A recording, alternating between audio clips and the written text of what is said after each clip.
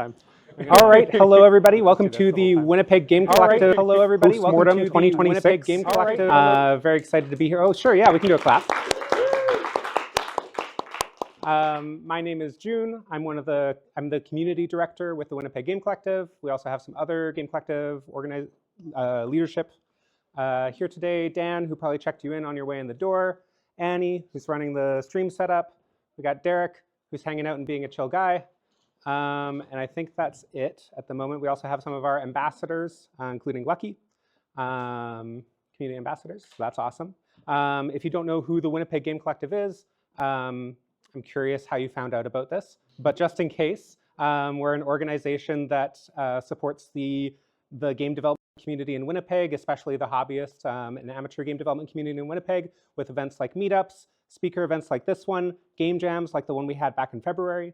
So if you're familiar with jams, this is kind of like the showcase portion of that, but instead of showing the game's rapid fire style, we're gonna get into a little bit more of the how and the why and the thoughts behind them. And yeah, hear from some of the people who made games during that event. I think all of the games that are being talked about tonight were made during that event. So it'll be a fun look into the minds of your peers, which is always exciting. I'd also like to thank New Media Manitoba for being a great partner as always, and in this case, providing us with space to actually host the event. Jenica is here on behalf of New Media Manitoba, so please everybody say a big thank you to Jenica and New Media Manitoba for their ever gracious support of our community and the stuff we put on. So without further ado, let's get into it. Goodbye, slides. It's time for other slides. I'm just going to go in the order that I have these slideshows in here. So we're going to start with TAC.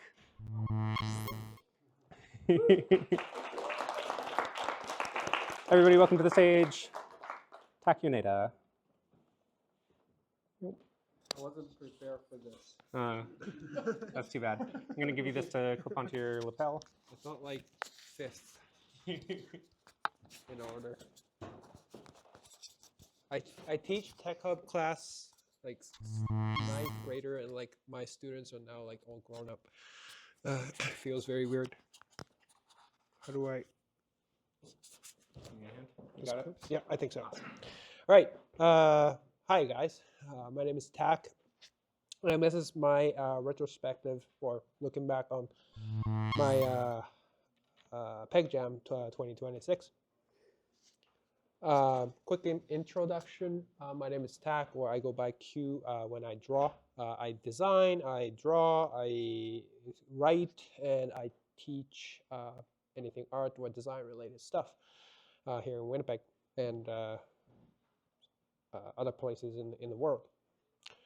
This retrospective is more of the personal reflection rather than the how we made the game as a team. It's just like how I felt, what I was thinking during the game jam. So I'm gonna follow going in, during, and then coming out of the game jam, like basically over the course of like 2 days or so. So without further ado, going in the jam. So this is the game my friends made. Derek over there, Winston, he's not here today, and then Lily, the high school students I mentor, and then me. We call it Mode Goblin. The theme was Goblin Mode, right? And as soon as I saw the theme, I thought, oh, mode means fashion. So we made the game based on that theme. Basically, you're the goblin fashion designer, and you have to take the crazy requests from like goblin customers, and like sometimes they get too excited and they just say the opposite thing that they want. So you have to make the snap decision of like which one to take, and like, you know, at the end you get the rating, and then like you're the good designer, bad designer, or whatsoever. So if you are interested in, there's a QR code to each page, to Derek's page. So you can just go check it out. It was fun making, and it was heck of a game jam, I would say. We did the due diligence, like we did the quick GDD, and then like a quick sketches of like idea, and like just we made like a rough schedule for like 2 days or so. like that, and then we started off. But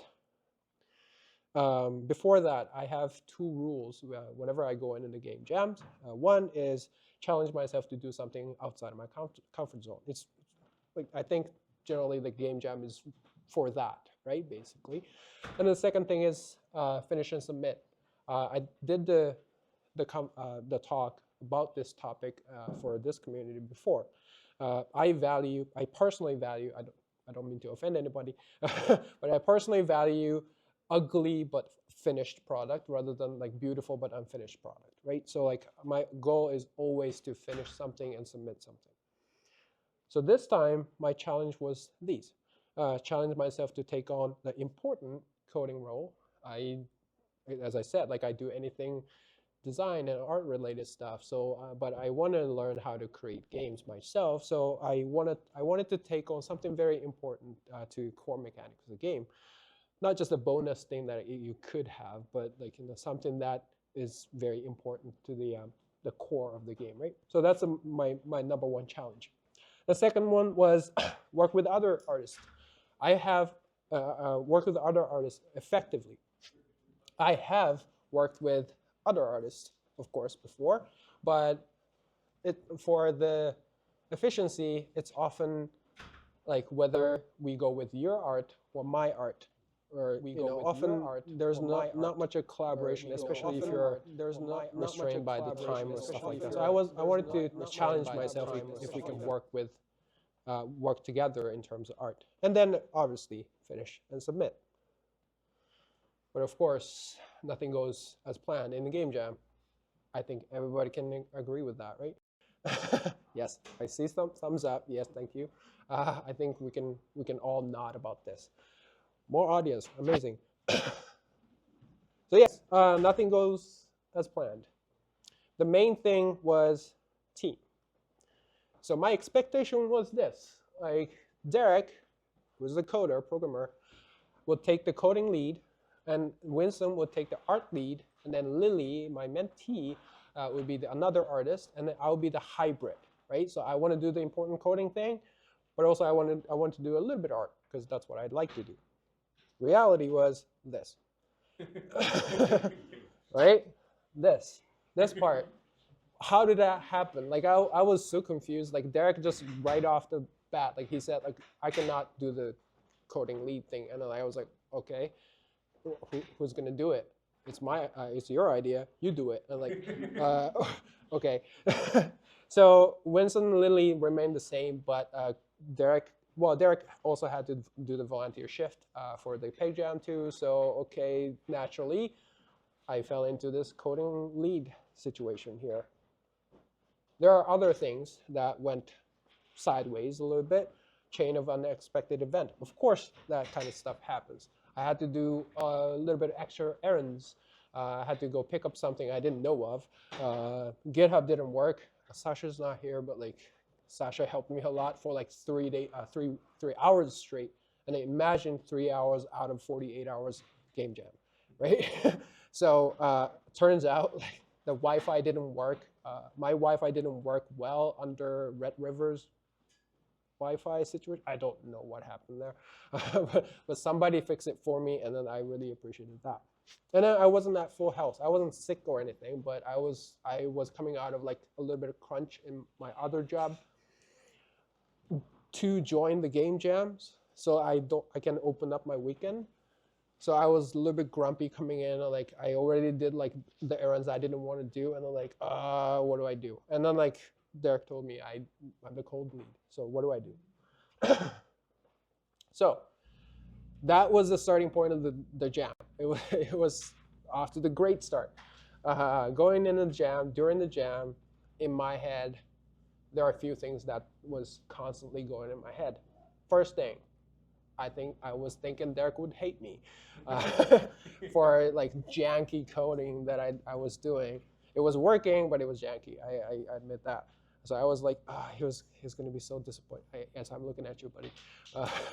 I was like, so like every time he was coming back from the like game collective shift, I was like, so nervous. Like he's going to take a look at my code now, and then I was like, just glancing at his computer a couple times.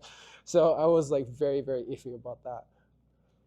Second, Winston, he's amazing, kind guy who is always very encouraging other people's success. But he was coming to me and like, oh, this is your idea. So like, I would just want to make sure like, you know, your vision comes true. Buddy, you're the art lead. You don't come up with something. You're the art lead, man. Like you do you. But he comes back, and like, I was like, dude, you're great. Like keep going with what you got, man. So that was something I was thinking all the time. The third thing I was thinking is, this was Lily's, my mentee's first game jam ever, and she's jumping as a high school kid. Like she's jumping in like the place full of adults, and then I was constantly worried about her. Like, is she having fun? Should I help her more? Should I help her less in some cases? Would she hate me after this because I invited her? So that was my worry. And then I wanted to run away. Like, do I finish it? Would I finish it? Will I? I don't know. But like, I kept going, and like around like the in the night of first day, I was like, maybe this is one of the jam that I don't finish the game.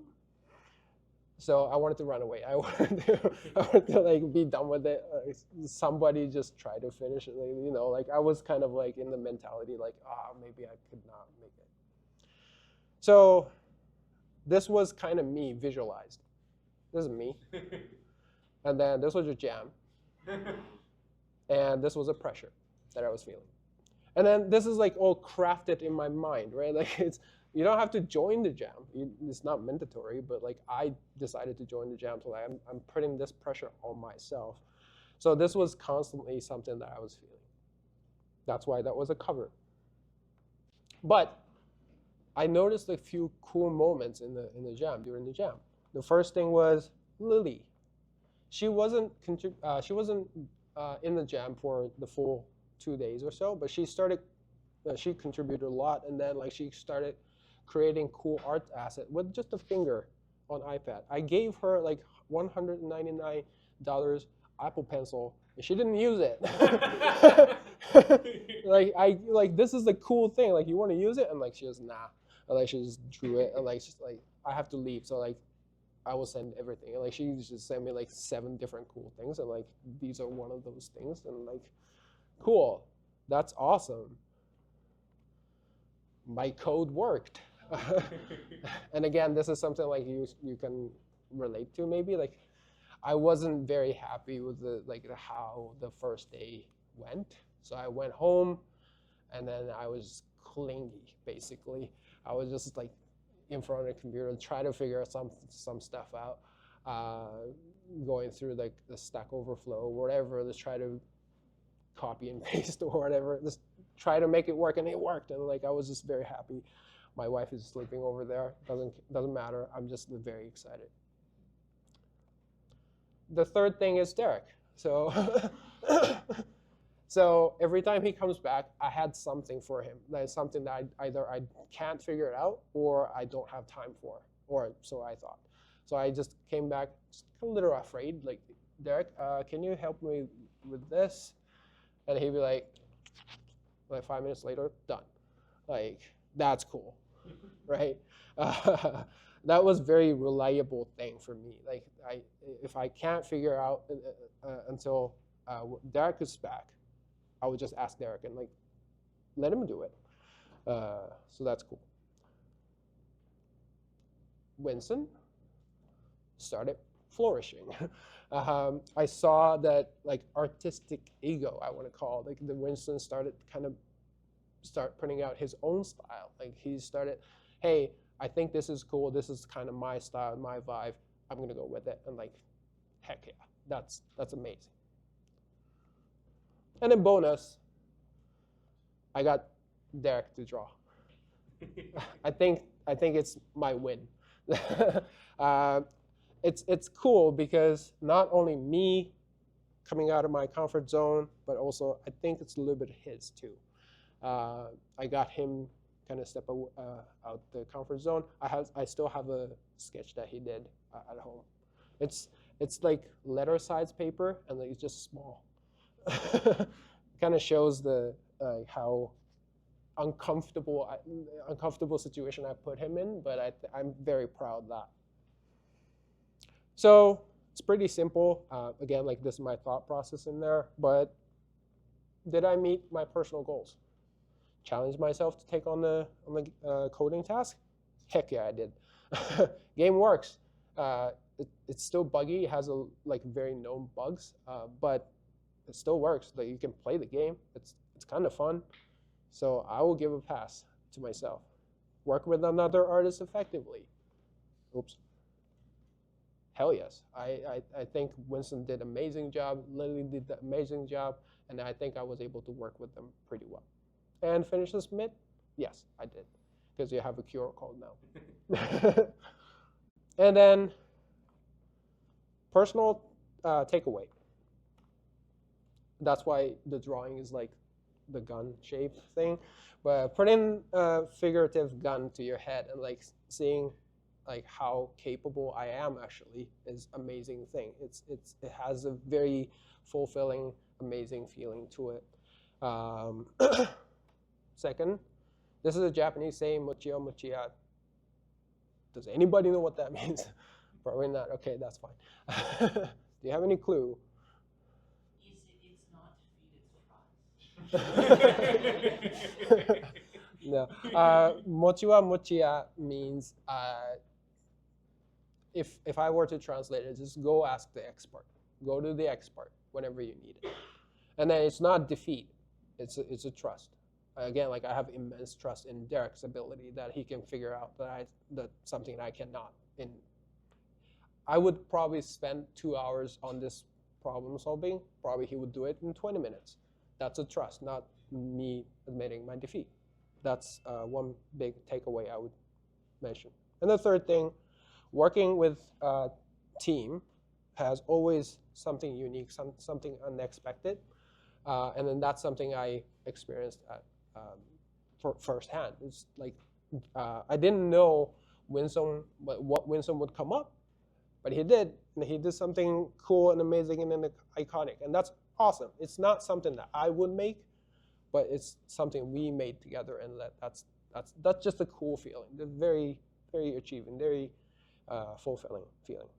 And then all that to say, I love game jams because I can put the figurative gun at my psyche, just kind of put necessary pressure on myself, and then come up with something cool and amazing in just a short burst of time.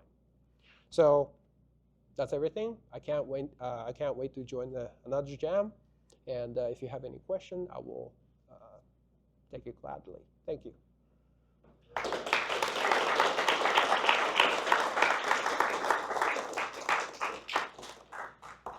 Have any questions, comments? That's kind of. What coding experience or training do you have? Pardon me? What coding experience or training do you have already? So I'm entirely self-taught. So tutorial hell, all those like online courses. It's kind of cliche thing that like you can go through as a self-taught person. And I don't mean to be a coding expert. Again, mochiwa mochiya. I don't want to code if necessary, if it's not necessary. But like I do want to learn enough so that I can talk to coding people. So it's again like it's entirely self-taught, personal project scale. I think yes. Anything else? Yes. You said that you did online courses. What would be the website, or are there any websites that you use specifically to look for online courses? I bought for coding, like learning coding. Like what websites did you use for online courses? YouTube. I use Godot, so I bought the course from GD Quest. If you have ever heard of that, they have very cool courses. And then I just bug anybody who use Godot in this community well enough. I think I learn from them a lot too. Yeah.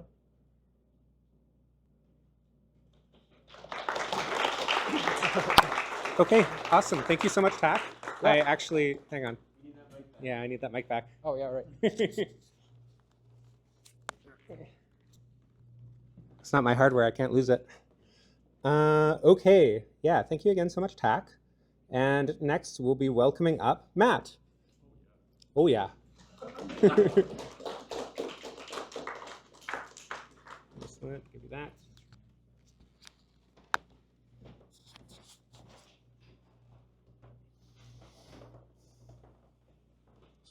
Hello, everybody. Hi, hi, hello. Oh, I get to see all your faces. You're all wonderful. I'm here to talk about Totally Balanced Card Game, which is this. So it's a card game where you have 5 cards in your hand. Enemies show up.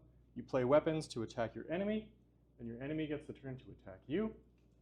And then you use your coins to buy stuff in the shop. That's the basic cycle of the game. You can see as things get discarded, in a moment you'll see this shuffle and cycle back in. So as you're buying cards, you're building your deck of tools, and you can even buy bigger coins to buy bigger things. And the game progresses until you've beaten all the decks of enemies at the top there. So that first screenshot was at the end of the jam, and this is a much more recent screenshot, and you'll see what happened in between in a moment. So part 1 is the jam. I'm Matt Welk. That's Ben Bergman. Hello, Ben. Daniel Bergman did the music, we did the programming, and Daniel did the art as well and the sound design. We're old chums. We have a YouTube channel called Games Explained where we do rules videos for board games, and an excellent aging podcast that you should check out. It's been a couple years. And we had a plan for the jam. Our plan was, we'll make it work on the first day. That's always my goal. You want a playable prototype day 1. How can you polish something that doesn't work? Day 2, we'll make it complete. We'll see what cards need to be in this, what weapons, what coins, what enemies. And then we'll do some polish. We'll figure out what goblin mode means, because that's the theme of the jam. We had some ideas, but like you have to make a game before you have a mode on your game. We'll figure it out. And then, of course, the showcase. Real life looked a bit more like this, where it took 2 full days and a little bit into the morning to make the core of it work. Some new unexpected thing called Make It Clear, and then we'll make it complete just in time for the showcase. So what happened here? It's a red flag if I'm at the end of the first day and we don't have the full loop of the game yet.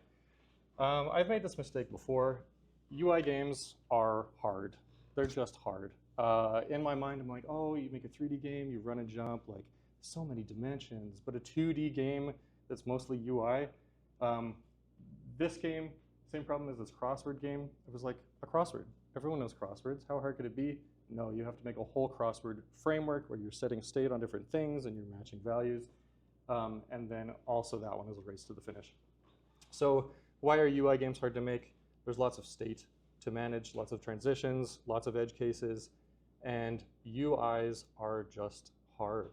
There are maybe good UI frameworks that exist, but only people complain about them anyway. It's just hard. It's regular hard. So my respect grows for UI programmers every time I make this mistake. We did some good things, though. So in Godot, you can use coroutines pretty naturally. On the right is the whole outer flow of the game, from wait for the start button to victory phase. And we're just awaiting. So at the top, we have the ready function. So when the game starts, this just fires.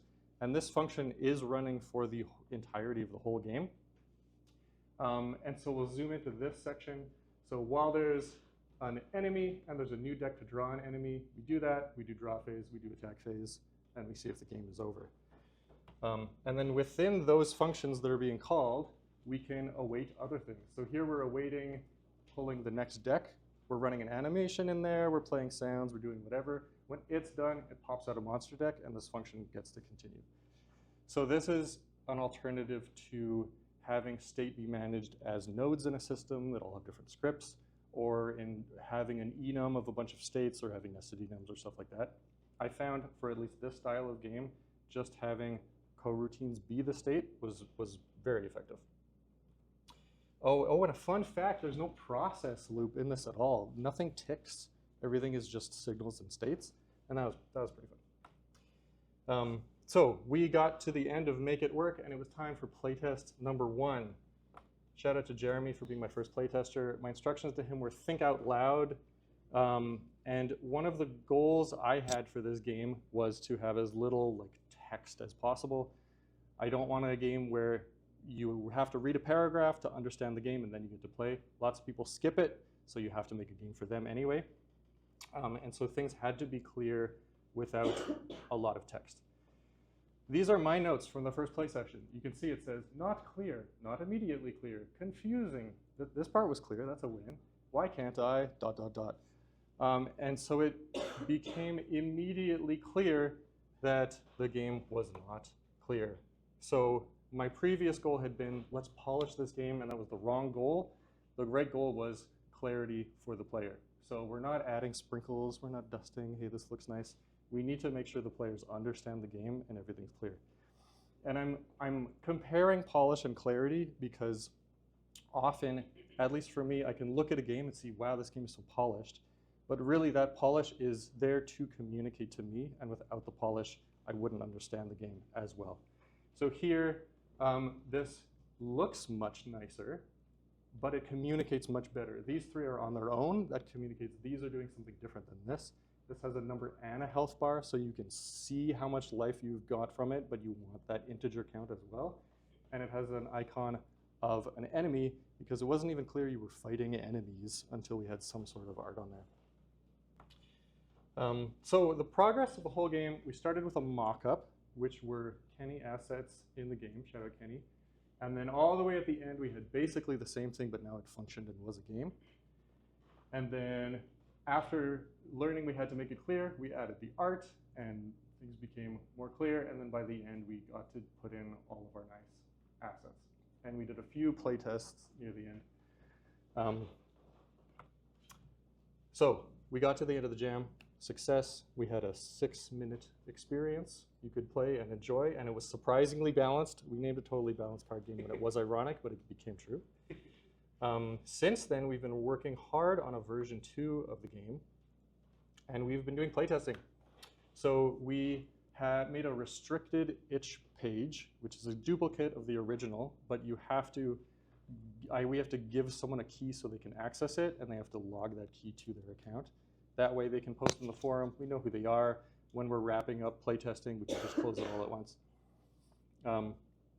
We made sure it was just a web build, and that was to make it as easy as possible for people to playtest. You go to a website, you hit full screen, you're good to go. And then we had this community section. And we also had devlogs, which I don't think anybody saw.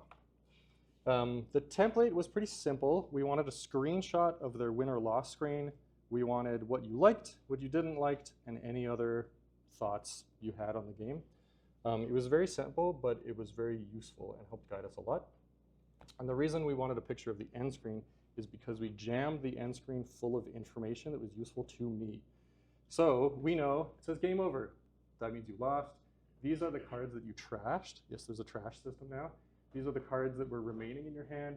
And the last defeated enemy, the number of decks remaining. So if you lost, we could see how far you got. And if you won, we could see what was your final deck. Like, what does a winning deck look like? We could see a whole bunch of those. What did you trash in order to get there? And the fact that you won. So I wanted this feature originally because I wanted people to share, oh, here I won, I got this achievement, and this was my deck. Look how clever I am. But it ended up being very useful for playtesting, so we did it pretty early. Oh, and if you won, we could see how much life was remaining to see how close it was. And still, we're following clarity. Still, we're getting playtesters who are like, I don't know, what's that little guy? Like, what's he doing? He's taking your cards. And so we chose, we're going to use the metaphor of he's eating your cards. And so we have this little like munch, munch, munch. We have a sound that goes with it. Looking at it on the surface, you're like, oh, that's polished. But before we did it, it wasn't communicating enough what was happening to the player. So we're ending up with polish, but we're following the trail of clarity. And I think that's very useful. And version 2 launches tomorrow. Yes, that's right. We have 5 achievements. 20 for 5. The game went from a 6-minute experience to like a 15, maybe 20-minute, like to play a whole round.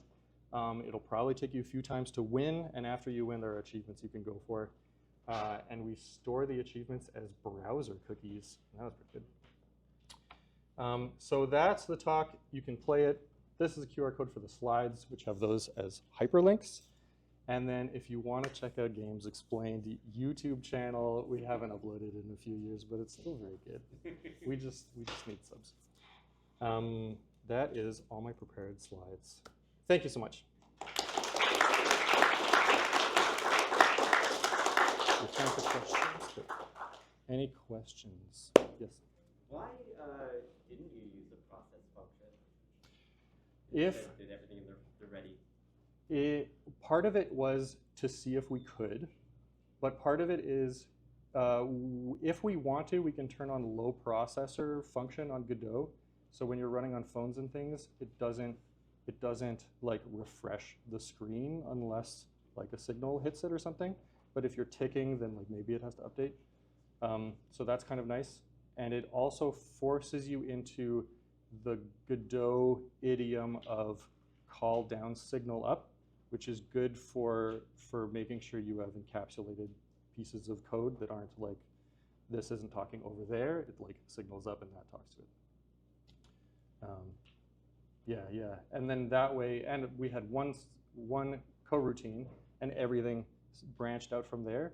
So instead of having this ticks, and if this ticks on the frame before this ticks, then it's wrong. We got to ignore all of that because it was just there's one update function, and if a signal happens, then it sets its state and keeps going. Any other questions? Yes? When you know Unreal and Unity and all these things, and how come you switched to Godot for this? And we only have a few minutes. Well, I'll give you one example. Yesterday, I had to unzip Unreal Engine. And when I was unzipping, after 30 minutes, it was still calculating how much time it was going to take to unzip Unreal Engine. And this downloads and loads in 30 seconds total. So part of it is it's just so light and it's so fast. And Unreal Engine doesn't run on my laptop anymore. Yeah, so it's like it being like it's just an exe you download. It's like 125 megabytes, and it's also running on my phone. Like I can make games on my phone. Just the barrier is so low that I just grab it first. Yeah. Yes. I'm curious what kind of card games you all are inspired by. This game was inspired by two physical card games, Dominion, which is the original deck builder. We all know Dominion.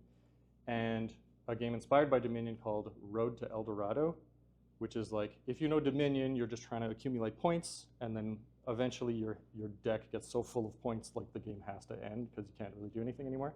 The Road to El Dorado is, instead of gaining points, you're going on a journey. And so you need certain cards to get through this part, certain cards to get through that part. And the cards themselves are very simple. And so are the cards in this game. And so that was the inspiration there. Okay, we'll chat later. Thank you. Excellent, awesome. Thank you, Matt.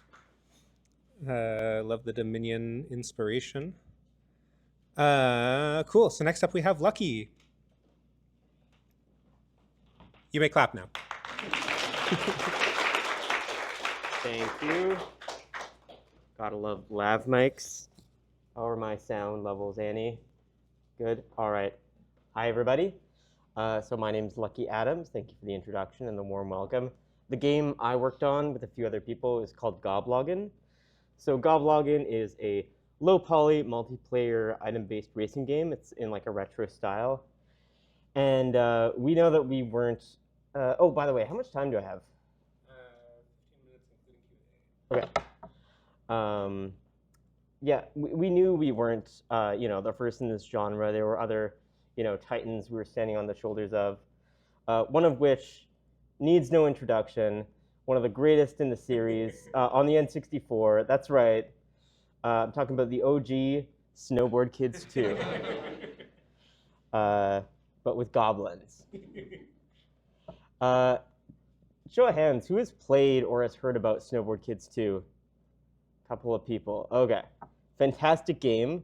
Came out like a year or two after Mario Kart 64.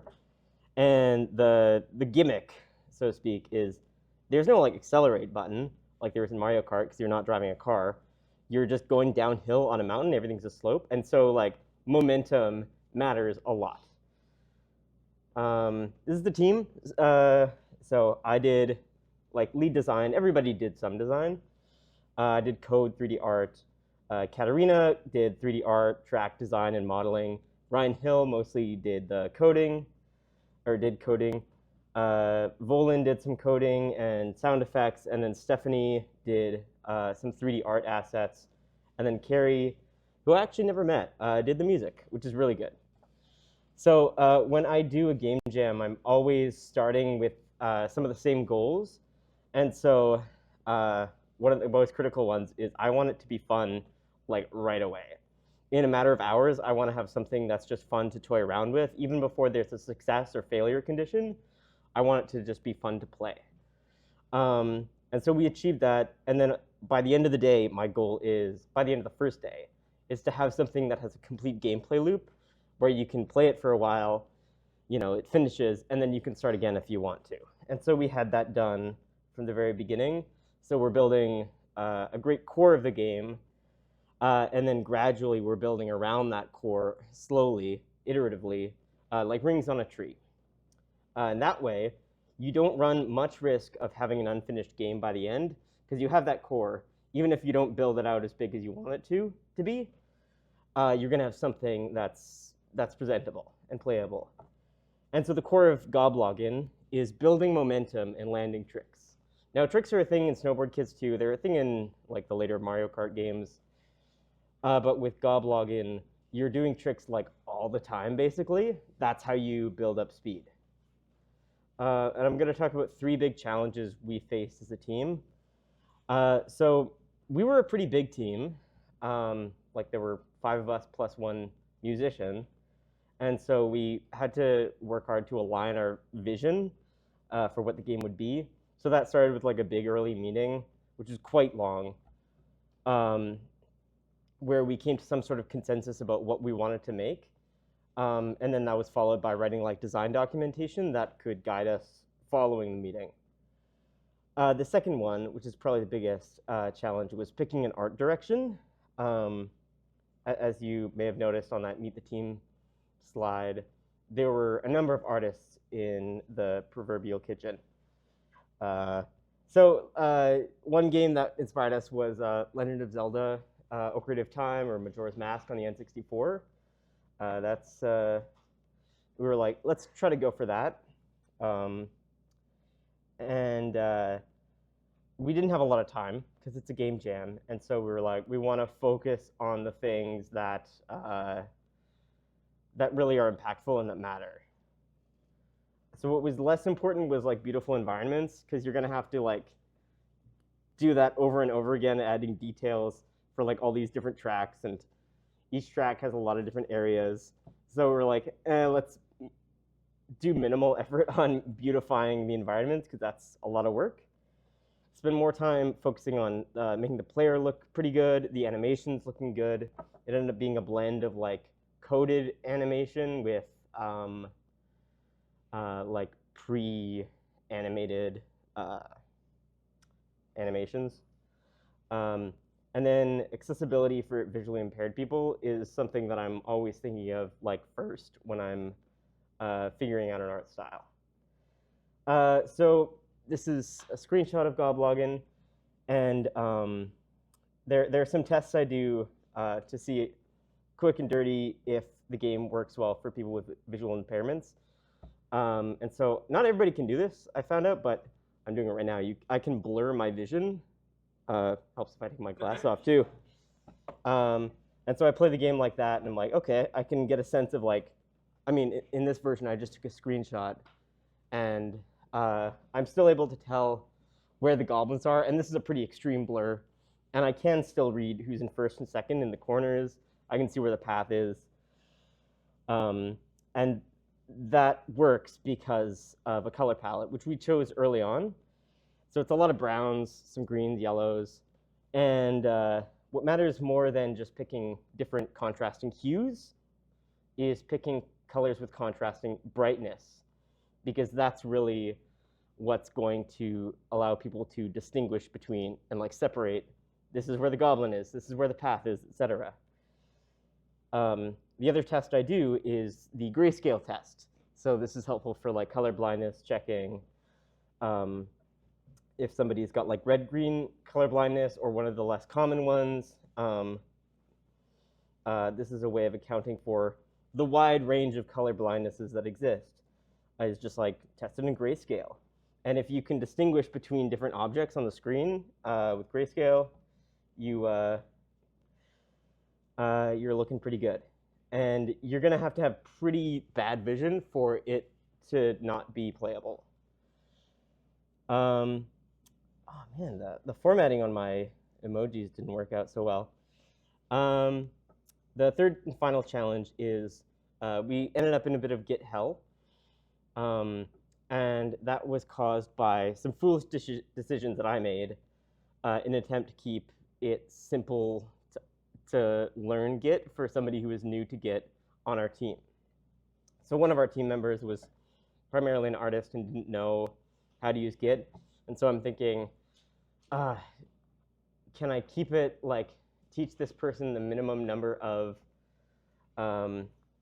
like commands to use? And so we ended up using just mostly right off of main branch, pulling and pushing. And that worked okay Friday, worked a little bit worse on Saturday, and then Sunday, it really, like, it's clear in hindsight why it would be a bad idea, but on Sunday, we had a lot of conflicts when trying to pull and push. And also, I was like, okay, you know what? I'll teach you how to use the Visual Studio Code Git GUI interface rather than the command line interface, because that's more, approachable. But I don't know the Git GUI as well as the command line interface. So when we ran into problems, I'm like, maybe I'll just use the command line interface to fix this. And so it ended up being a more complicated explanation that I had to do, because I'm comfortable with the command line. Yeah, so Sunday, the last day, is when we had a lot of these issues. But if you think back to the earlier slide, Fun on Day 1, we had that core working, and we had that gameplay loop working. So even though we were struggling to get everything in the last day that we wanted, we still had something presentable. But what things didn't we overcome? So the art style was still, by the end, a bit incoherent. The sound design was poor, and the movement was still a little bit janky. But it was fun. It was a super fun game that tested well, but it was lacking polish. And that brings me to this summer. Gobloggin. We are, me, Katarina, and Ryan are going to be working on a commercial release of Gobloggin over the summer as a fun project. We've already made some like art improvements, and we're going to take it pretty seriously, so it's going to come out on Steam. Like most of the games, there's a playable version on itch. There aren't other games called Gobloggin, so it should be easy to find. And if anybody's interested in staying up to date on development or wants to join the Discord server, you can scan the QR code. I also brought in my bag a copy of the game, so if anybody wants to play it, we're looking for playtesters too. And that is the end of my presentation. So thank you all.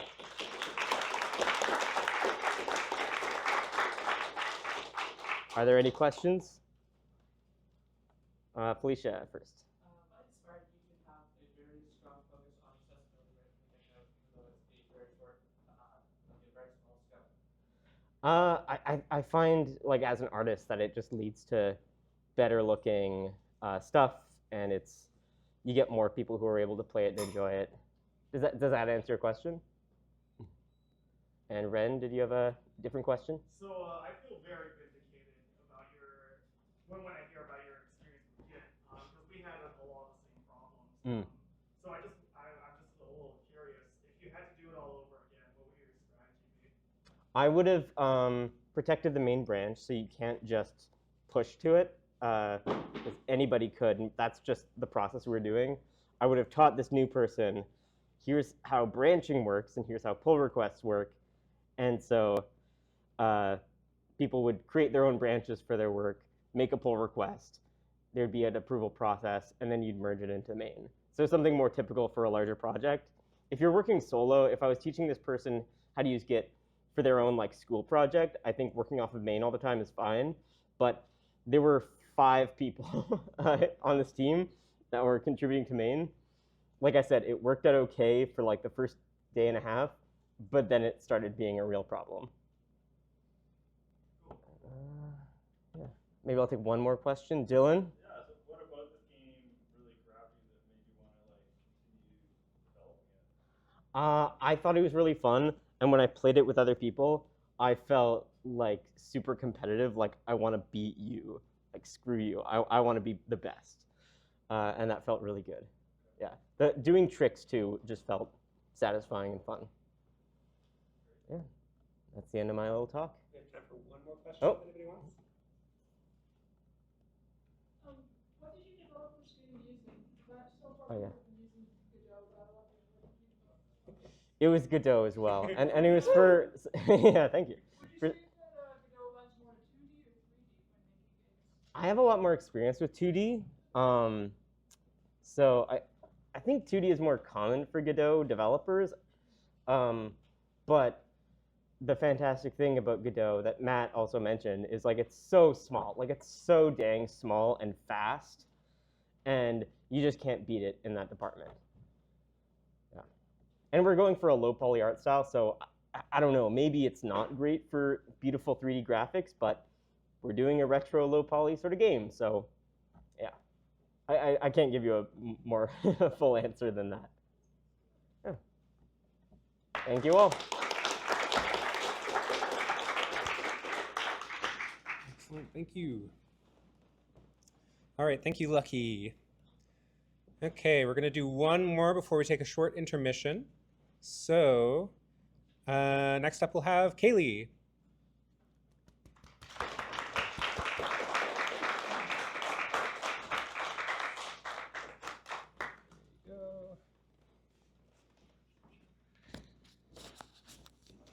So I'm going to be completely and totally honest here. I was under the impression we had a very strict 10-minute time limit, and I was really worried about going over it. So this is not going to be nearly as in-depth and a bit more scatterbrained, which is ironic because that's kind of my process anyway. But I created the game Mutual Benefit, game by Kaylee Elson. That's me. I don't have an introduction slide, but I'm currently a game development art student at RRC, just finishing my first year.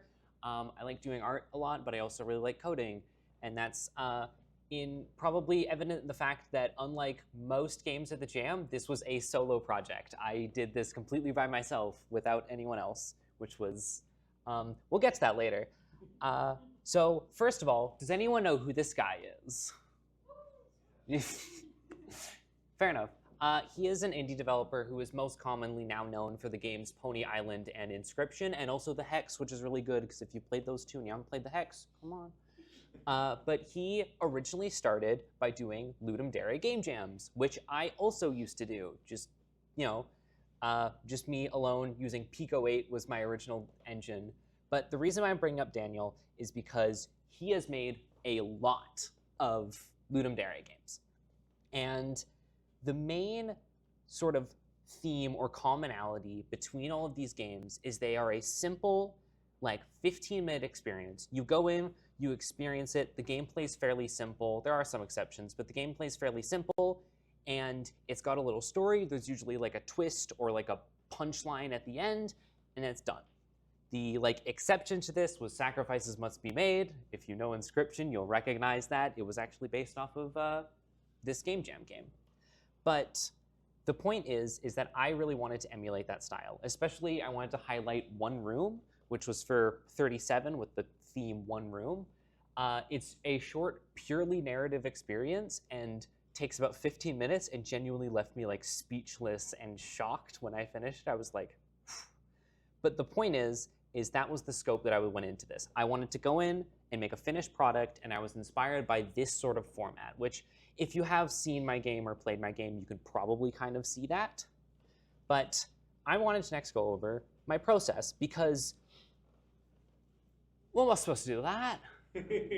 Again, having only done Ludum Dare jams, a lot of the themes are essentially mechanics related. It's keep it alive, it's stuck in a loop, it's in one room, stuck to one screen, stuff like that. So that's the theme I was going into expecting this. And then when the theme was announced, I was like, that's more of like a thematic thing than like a mechanical thing. And I usually like to build mine off of the mechanics, so what? So I started brainstorming.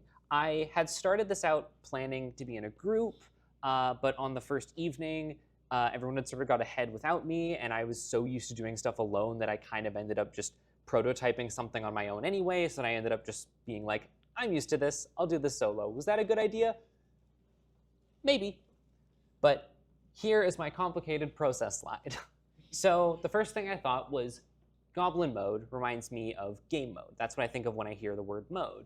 So I was wondering, what games are goblins usually in, which is like a dungeon crawler, and what would a goblin mode of that game be? So I thought, survival horror. You are a small little guy in a dungeon and the hero is hunting you down. You have to hide.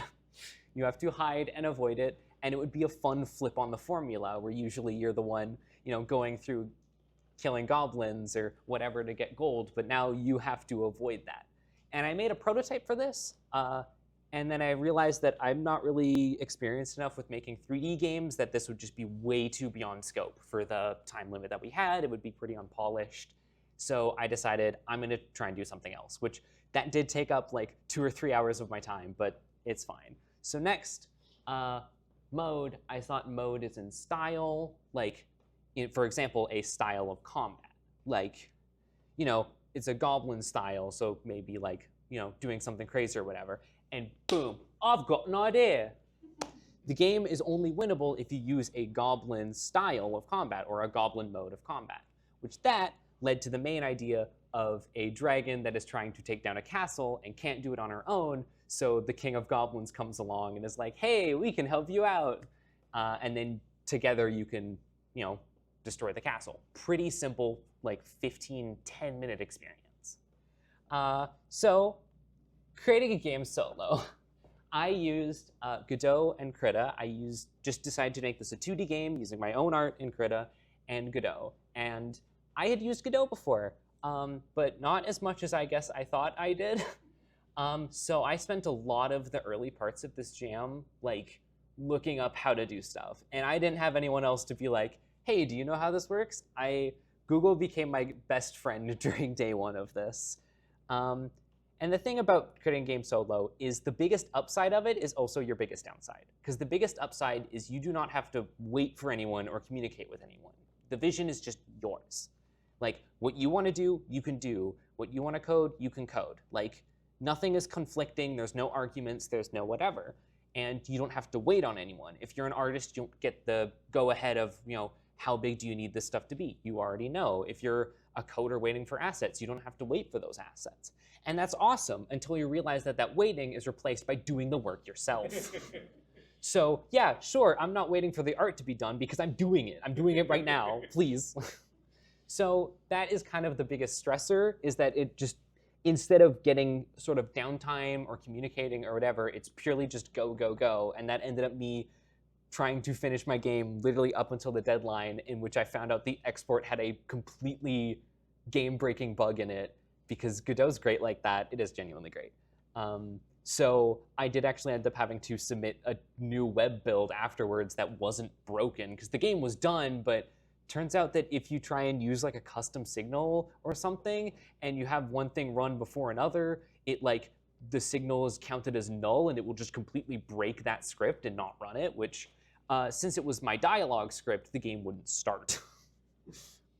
So I guess the last sort of thing to sort of wrap it up there is learn new things. I had used the engine before, but I hadn't really like made a full game in it in like a long time, so I really had to, learn what to do again and sort of relearn the engine, even if I knew the basics of it. And I think my biggest new thing was I created a little like simple text dialogue system completely from scratch. I know there's apparently plugins and stuff for that, but I just completely coded it from scratch completely, which was basically all of day 2, but it was very worth it because it's nice and I think expandable. But I had to sort of learn a bunch of new things and how to do, like, finally actually finish and polish a game in this engine. And once again, reiterating, look stuff up. Don't be afraid to like Google things. It's so helpful. It's just do it. But yeah, again, bit of an all over the place thing. But thank you so much for your time. And here's some of the characters that I had in my game. Yeah. I'm sure I have plenty of time for questions left. So if anyone has any questions, yes. Yeah, those solo games are like particularly difficult. Do you have any tips for someone who might want to try doing a game solo based on your experience? It really depends on what your strength is. For me, I would consider myself strong in art. I created so many different character portraits and art and assets for this game, and that was probably still only about 30 to 40% of my time. But it is, even though it has gameplay and stuff, it's a pretty mine is a pretty narrative-heavy experience. It's mostly cutscenes and little bits of gameplay interludes, so that it is like actually a game. So if you're code-heavy and you're doing solo, focus on that completely. Do use placeholder assets and that sort of thing. Focus on making a like mechanically complex game. But if you're an art-focused person like me, then do something that is simple. Like do a gameplay that you can get good and done like I did. I got it like a lot of other people. Get the gameplay done on the first day so you can focus on all the art and the polish and that stuff after. Because my biggest goal with this was to make a simple, complete experience. Something that you pick up, you play for 15 minutes, you go, ha, that was fun, and then you never touch again. I wasn't planning on making something that could be turned into a summer project or anything like that. I wanted something that would go on my itch page, people would sometimes play it and go, well, that was a little fun thing. So, yeah. It can be kind of scary to like throw away work in a jam because you only have so little time. So I'm curious, like you said that you had a prototype that you worked on for like 3 hours and then totally ditched. Did you go into that thinking this might not work out, or did you like have to make a decision after 3 hours, like, oh, I thought this was going to be my thing for the whole weekend, and actually it's not? I did have to be like, okay, this is going to be too big of scope, because I had made 2D games in Godot and dabbled a bit in 3D, but I was like, okay, I'm way on over my head here. I'm basically going to have to be learning a new engine. And while it really sucks, the prototype was basically just walking around in some particle systems and lighting for the darkness. It wasn't like anything mechanically complex. So it wasn't the worst thing to drop it because I hadn't spent like a whole day on it. It was about, I'd say, 2 hours or so just to get to that point. So it wasn't terrible, but I did then have to spend the next hour or two going through the process of, okay, what else do I do? Because this was my only idea and I really liked it, and I don't know how to do that 2D. So again, I had to find, I think my biggest strength in this jam was scope, because my game is just super simple. You have 4 lanes, you move up and down the lanes, guys come down 4 lanes, you either shoot a fireball or send a little guy down it. Like it is incredibly simple gameplay loop, and I think that helped out a ton in terms of actually getting it done. Yes? Think you ever gonna work on the original concept now that the jam's over? Once I need to get better at doing 3D stuff. I might come around to it at some point. I do really like horror things. I don't know if I'll ever completely do the whole like goblin mode thing of it specifically, but I am sort of planning to try and make something in that similar vein at some point. So, yeah. We good?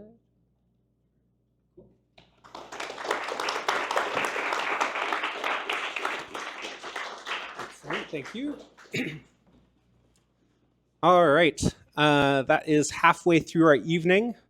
And so I think for the sake of all of our circulation and just general health, I think we're all in a kind of sitting down industry. So stand up, take a 5-minute intermission, maybe walk around the room, ask that question that you wanted to, but didn't have time during the Q&A, and we'll be back in 5 minutes.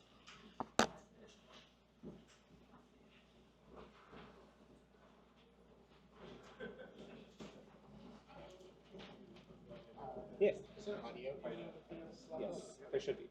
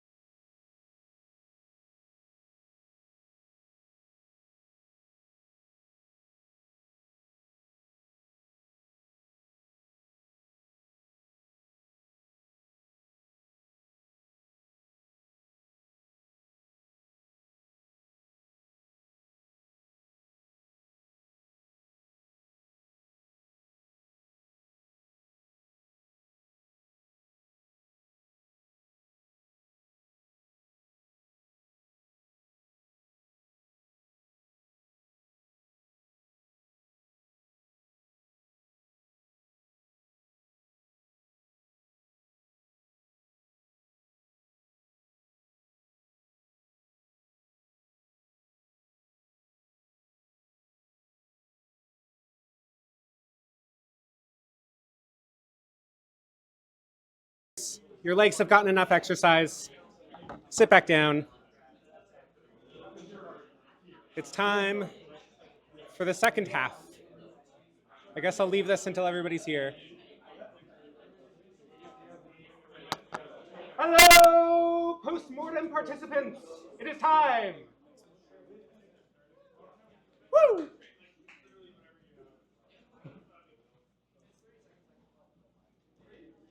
Alrighty, we're gonna roll right along into our next speaker, the first of the second half. Everybody welcome up Ian.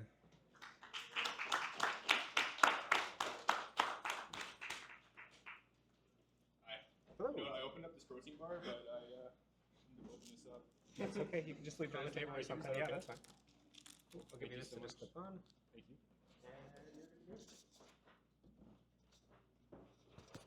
Hi, everyone. My name is... upside down.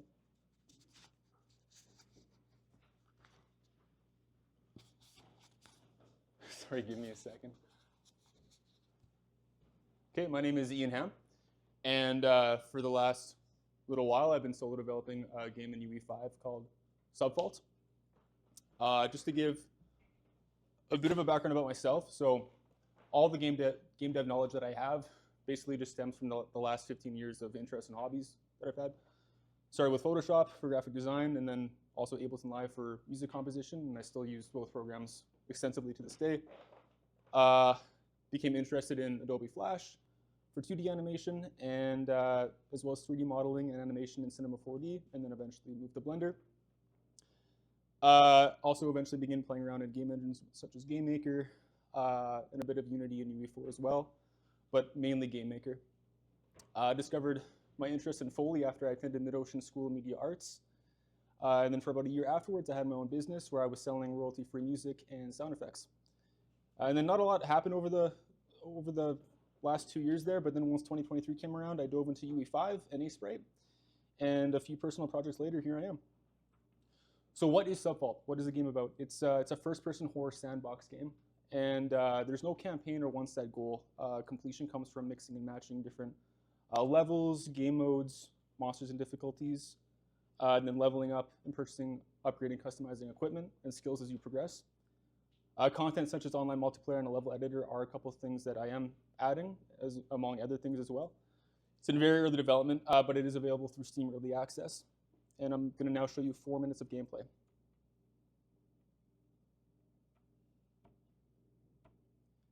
This is the main menu.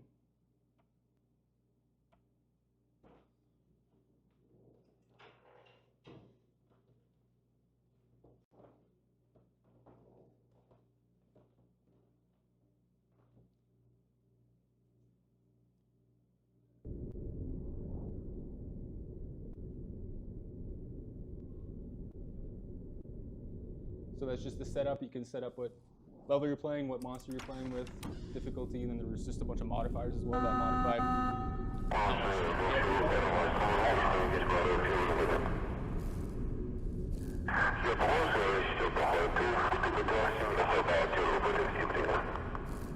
Is there any way, sorry, that we can turn the lights off? Is that possible? Thank you, sorry. Thanks. Thank you so much.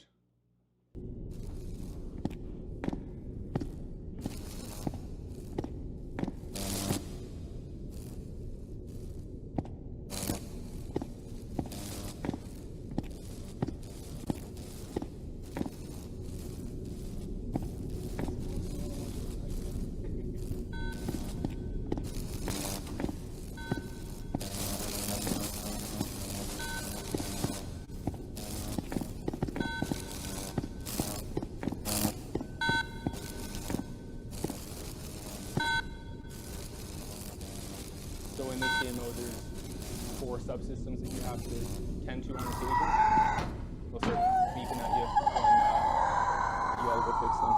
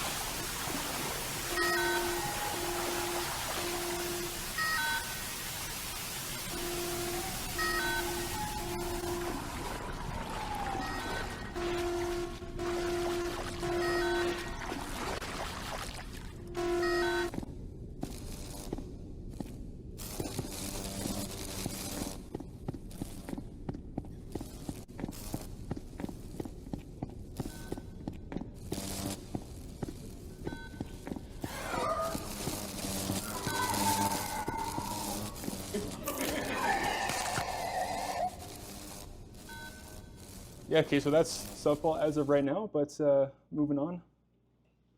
A few things I'd like to talk about. What I've done and what I've outsourced, the art style, thank you, my biggest challenge, and Steam presence. That's a photo of the level that you saw in game. So what I've done all the programming just in Blueprint using a combination of what's built into UE as well as the low entry extended standard library plugin. I've done all the textures and artwork in Sprite and Photoshop. Models and animations just using the built-in UE modeling tools and animation tools, and also Sprite for the sprite animations. And then some of the sound effects I've done through Ableton Live for recording, editing, and mastering. And then for the stuff that I've outsourced, most of the sound effects are from a site called zapsplat.com. It's just a handful of Foley artists that I've been pulling from. Also translations, that's something that I'll be outsourcing as well. My partner, she speaks fluent Spanish, and then I have a few friends that speak different languages as well. So got a few languages lined up for translating to. And then not sure yet, music and font. Before game development, I was all about doing the music stuff. So I would like to do the music, but if I feel like if I have too much on my plate, I might get someone else to do it. Same with the font as well. I would like to also make my own font for the game, but if I just feel like if I'm doing too much, I might ask someone else to do that. So then the art style. Subfault looks the way it does because it's more or less just what I'm currently capable of doing on my own. Higher res models and textures are way out of my league.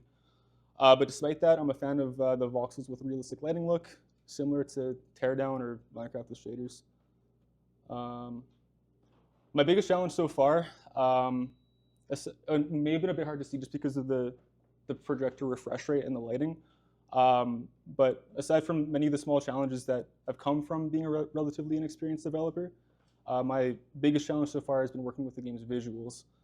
By default, Subfault uses Lumen Global Illumination and reflections. However, upscaling and anti-aliasing is disabled.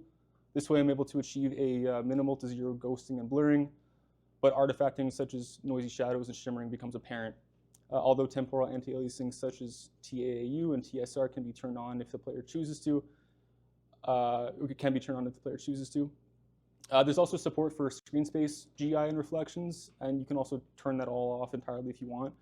But there's still work I need to do to make them look better than they currently do. And then as much as I like what Lumen tries to do, it's not perfect.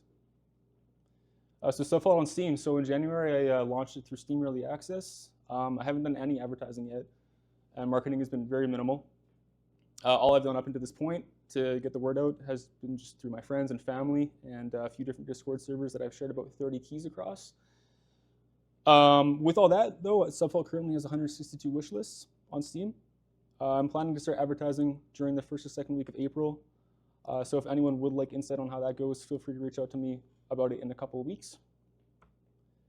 Where you can reach out to me, Discord and LinkedIn, two ideal places. I'm semi-active on the Discord, so if you're in the Winnipeg Game Collective Discord, you should see me there. That's also my LinkedIn. Feel free to connect with me if you like. Yeah, thank you.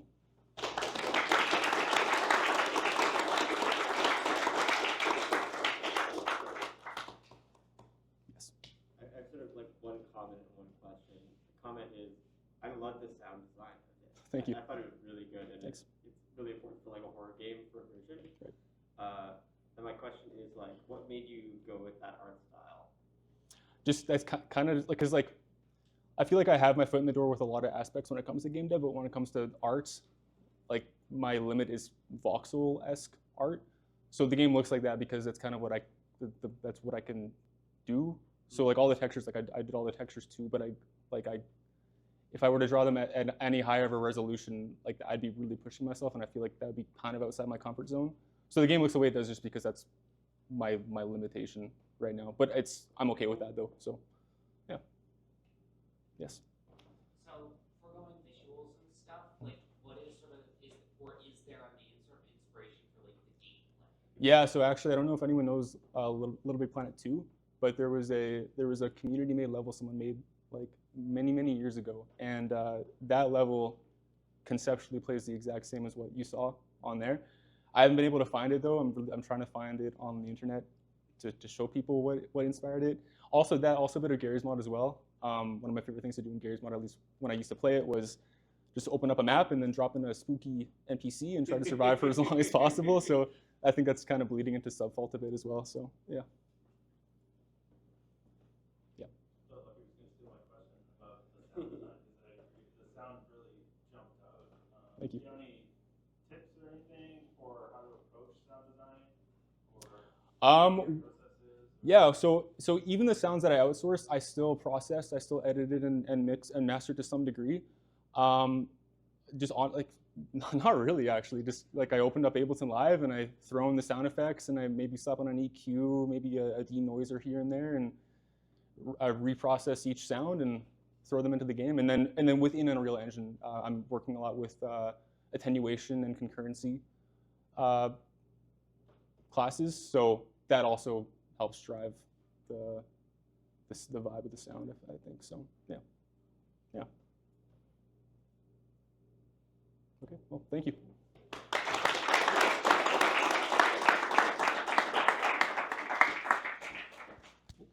Awesome. Thank you so much, Ian. Alrighty. Continuing along. Next up, we have the Super Goblin Putt-Putt team, including Julian and Spencer, question mark? Yeah. I got a mic for each of you.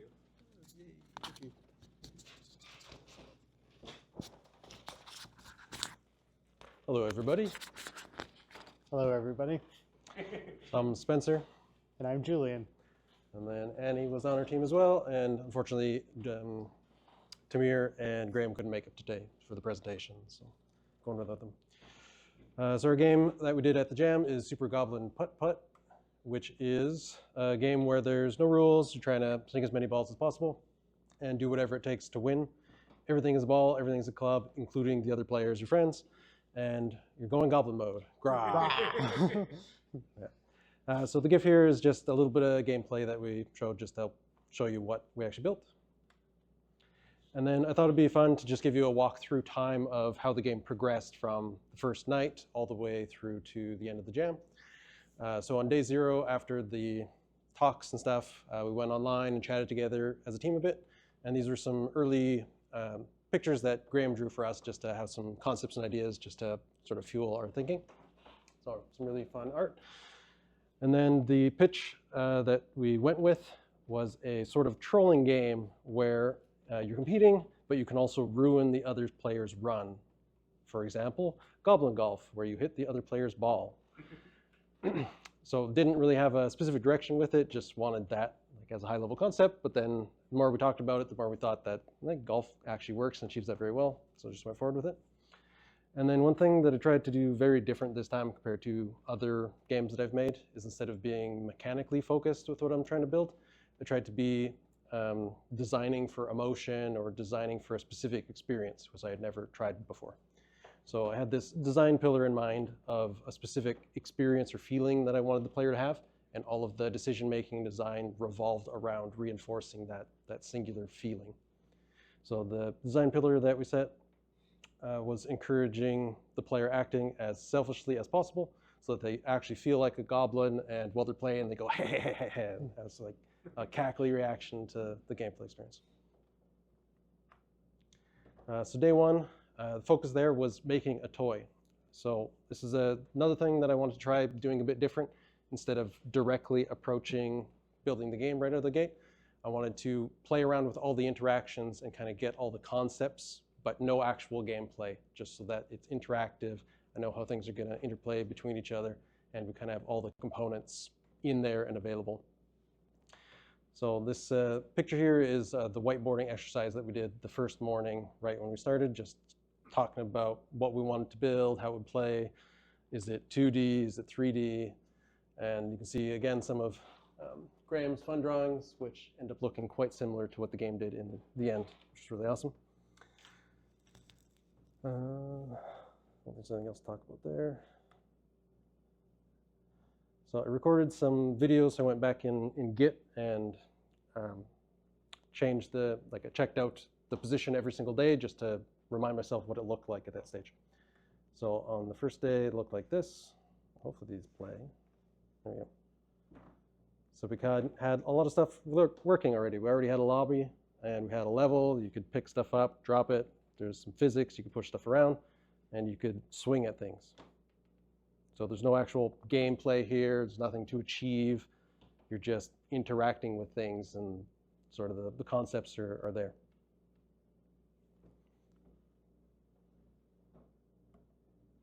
And then day 2, taking that toy that's interactive and trying to transform that into the actual game itself was the focus.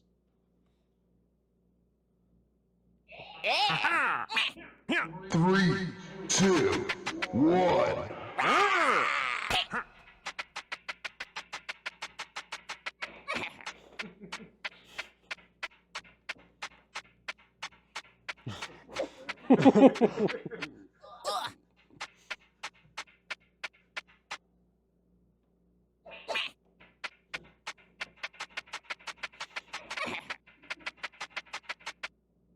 So you can see a lot of the components are already there. It's starting to really feel like something, but everything's super rough.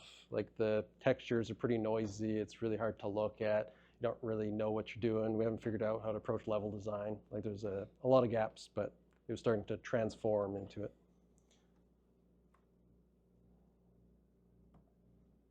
And then on day 3, started the morning looking at what we still had to do, what we were missing, because we weren't hyper-focused on that. We realized that we hadn't hooked up most of the audio. We were missing a lot of art assets, like some of them weren't created yet. Most of them weren't actually in there and hooked up, even for the ones that were created. It was really hard to play, like the controls, everything was super floaty. And it was really hard to understand what you were looking at. We didn't have some of the accessibility of coloring the ball properly, resetting the color, and a bunch of parts like that. And oops, we made 0 levels. But by the end of the jam, you can see we managed to turn that into something pretty good. 2, 1.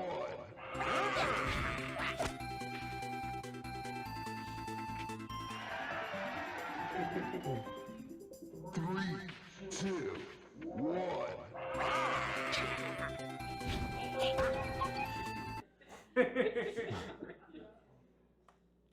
Okay. Yeah, so we're just going to go through our team members and just kind of talk about what everyone contributed to. We're going to start with Annie first. Whoa, wait, Annie, who's that? I mean, go Blanny over here. So Annie's big focus during the jam was to keep things moving. A big priority was to try to set a 10-minute deadline on each task. And if something was going to take more than 10 minutes, even if it was a tried and true method, she was going to try to find a different approach to do it. So what that kind of boiled down to, you can see on one column what got trashed versus what I did instead. Sculpting the goblin and nomad to get the right shapes wasn't working out. So instead, she took the sculpt block out and did a quick retopo in Maya. Wow, I do sound. Using Procreate, well, it wasn't working using Procreate to draw a simple grass texture, and instead we made it procedurally in Substance Designer instead. What wasn't working, used single frame animations to animate the goblin in Engine. Instead, we posed the goblin and exported each pose as a separate mesh. We got a nice little time lapse of our title screen coming together and a little render of our Gobbo pal. So that's Annie in art. Moving over to Gravelin. Yep, so Graham wanted to showcase some things. This was built in Godot, and we didn't have too much experience working in 3D in Godot, so we decided to cut some corners. So Graham pulled from his experience really well and decided to use this flipbook procedural animation technique to transition between frames. So the goblin here, the run is just 2 frames of one leg forward than the other one, but then using some squash and stretch, it hides the transition between those frames and looks like a much more complete animation. So there's no skeleton, there's no bones, there's no actual animation. It was just posed outside, imported in as completely independent models, and then we're just toggling them on and off every other frame and keyframes, and very successful technique. And then some other things that Graham wanted to accomplish is using motion to communicate important information. So you can see with the UI for swinging at the club, things are moving and popping, so you can see where the strength is. And then for the flag, to communicate it as a goal for the goblins as a level, even though it's golf, so it should be pretty obvious. We gave it some motion, so it really stood out from the rest of the still level. And then one of the other things we were playing around with for the game was to do absolutely everything in 3D and models. For the menus, that was kind of weird because those were in 3D, so we had to mess around with lighting and camera unnecessarily for those. But for the particles, it was really interesting because all of those were just meshes themselves that were squashed and stretched and rotated to create effects as opposed to going with a particle system more traditionally. This was our first time playing around with it, but in Godot there's a nice keyframe animation system where you select an element in the inspector, and then you can keyframe different properties in the property panel of it, and it flips through automatically through that timeline. So we did most of the animations that way, and then Graham also played around with the built-in tween system to get some of the effects for the particle scoring thing, which was really great. And then this is my stuff that I focused on. So I did a lot of the design, planning, and also some additional programming. So I said we worked in Godot. One thing we tried as a team just to centralize all the information is we did everything in Miro as a Miro board. So they have built-in task tracking in there. So we just did everything all together so it's all visible in one place, which I think was pretty successful. Some of the design that we ended up going with was just working in our limitations. So it became mini golf just because we wanted less scope. Didn't want to have to do camera systems, having to walk around everywhere and have all that as well. The game is just on a flat 2D plane, and we achieved that just by turning off the physics of rotation and the other axis so things don't bounce up and down. And that again was just to reduce the scope. Everything's just flat because we had never tried any of the physics stuff in Godot before and weren't as used to working in 3D as I mentioned. So that simplified it. And then making the course a single screen, no camera movement, no split screen. Again, just reduced the scope down drastically so that we had something manageable to work with. Another thing here at the bottom, you see here, is some design work that I did. So I tried to extract all the components, put them in a table, and tweak a bunch of the values outside of the game. So I had a good plan for how we were going to implement the different speed properties and did player states and a few other things that way. And then some nice tips that were really successful for us. You saw in the day one version clip that I shared, we had a level that looks similar to this one here. And that's referred to as a gym. So it's a level where we take every single asset that we have in the game, put it in one space in a level that the players will never see. So that way, when we're testing the game, you can iterate on it very quickly, test every single component, make sure we didn't break things, without having to go through the full flow. So that really accelerated some stuff. So that's kind of what the gym ended up looking like in the end with all of every single item that's available and stuff like that. Another thing did on day 2 to try and speed up development is we put a lot of effort into tools. So I created a bunch of custom tooling and improvements so that creating levels would be a lot faster.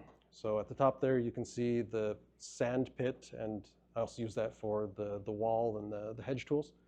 It's using the built-in CSG functionality of Godot, and I added some custom tooling on top of the pencil tool to make sure it's always properly rotated, properly given the right height so it renders above the grass, just to accelerate that iteration so that we didn't have to create levels outside and import them in. We just did it directly in Godot in the editor while I was running. And then I did the same with this pipe tool. So I didn't see any nice 3D line tools. So I created my own. So we just took the different, starting of a pipe, end of a pipe, middle component, and used the 3D path tool that doesn't actually render anything to construct the pipes. And you can see you can edit them on the fly and creates the results really nicely. So that was great. Cool. I handled all the sound effects. Creatively, a big priority for this game was we were making kind of a party action game. And the theme was Goblin mode, so I thought it'd be fun to have a lot of things that were really silly and silly but clear, since we're going to have lots of goblins causing chaos all at once. We want the cacophony, but we want the accents of important information being communicated. So I took a lot of inspiration from Super Smash Bros. In terms of juice, but signaling. And the way that that kind of manifested was that a lot of the default or like standard sounds, be it goblin footsteps or even our standard swings, those were all pretty toned down, kind of so that they would get kind of lost in the background. But then when you had one of our critical hit swings, I like found like a little like missile sound, or like there's a big crack, or if someone gets like bonked by a ball and they're stunned, you hear that like cuckoo cuckoo kind of thing going on. So that way, hopefully, a player is able to register quickly without necessarily, being able to grasp what's going on quickly just by the audio.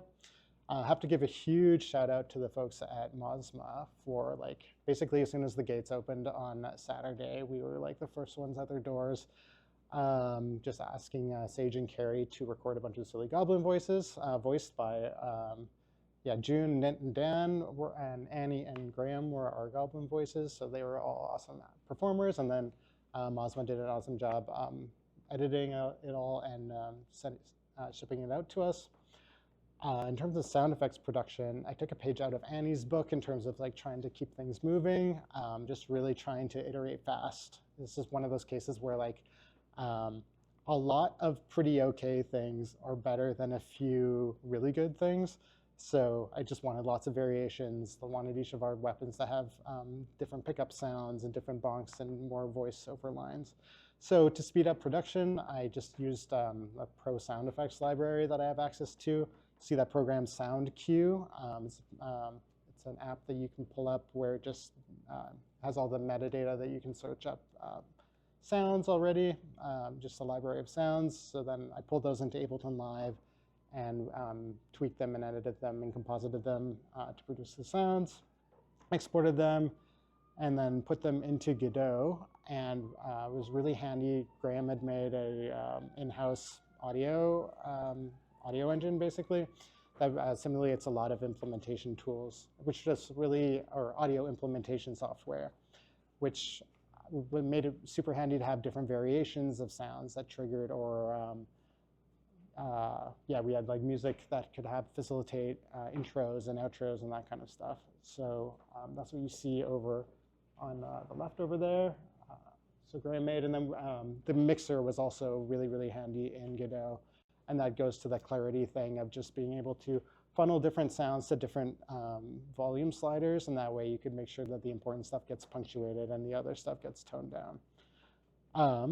So that was mostly the flow, although as Tak was saying early on, there's always curveballs and game jams, and when we set out to start this project, I was like, I have a clear weekend. I'd love to do music and sound in a game. Boy, it's been a while since I've had time to do that. But life finds a way, and I had to like go deal with stuff for half of the weekend, and then like Saturday afternoon, I had to step out, and then my time was kind of compromised. Fortunately, we had a secret weapon in the wings, and Tamir Moore Friedman stepped in to handle all the music on very little notice and crushed it. Yes, so Tamir did all the music, the catchy music that you heard in the intro. Tamir was also involved with another project, so we did all of this kind of in the hours between whatever else he had going on, but still managed to find a way to make lots of catchy music that has like a consistent motive, melodic development, found a way to integrate this theme throughout like the 3 or 4 different tracks in the game. I think something that expedited his workflow was using, for drum production, using the Amen break, which is kind of like it's the Wilhelm scream of drum loops, drum samples, just the ubiquitous sort of breakbeat that never gets old and always sounds good, that we've heard a bunch of times. And then another handy trick was I think he used the sound font that is heard in the Kirby games. So a lot of the main theme that plays during the golf games are all using the instrument palette that's reminiscent of those SNES games. So I'm going to play some examples, and I'll see if I can kind of demonstrate some of this motivic development. So you're going to hear kind of a recurring theme that comes back throughout all these tracks. This is the first one. Oops.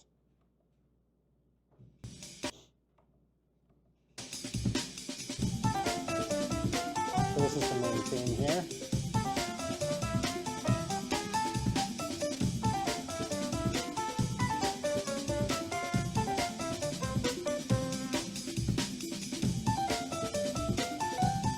Kind of the vibe there. Once again, I think we asked Tamir at like 8 p.m. on the Saturday, which is wild. Anyway, super, super grateful.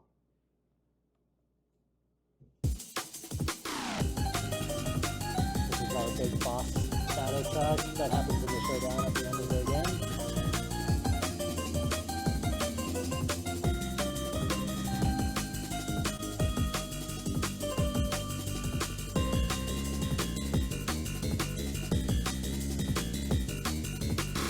Oops, we love a slap bass.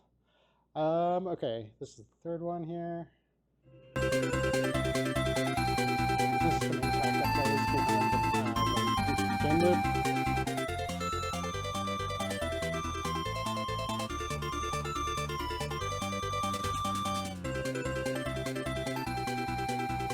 I'll let this one roll a second.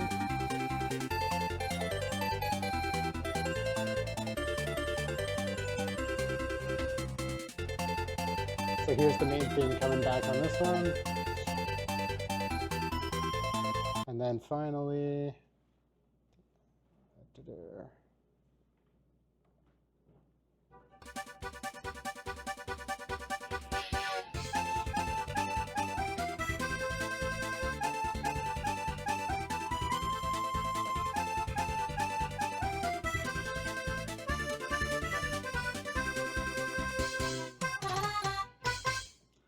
thank you, Tamir, for stepping in and creating a bunch of bangers for us.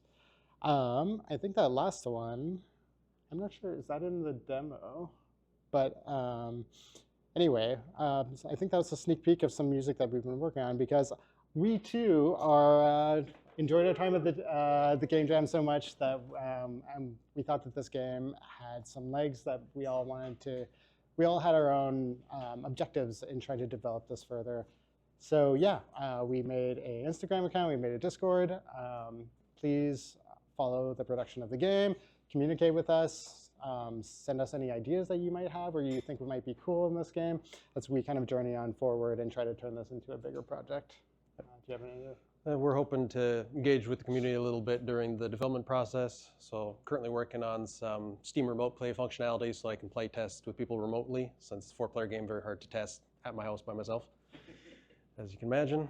The Instagram link is also in the Discord, so that's the easiest way to get to it as well. And we don't have a Steam page yet, but that'll be coming soon, hopefully. Yeah. And with that, we thank you for your time, and yeah, thank you.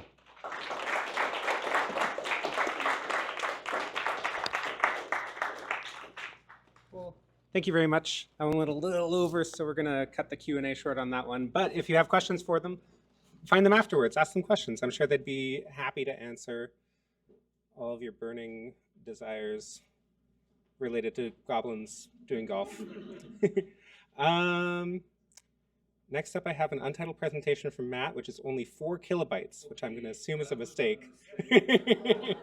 So we're going to skip that one and go straight to our final presentation of the night from Dylan.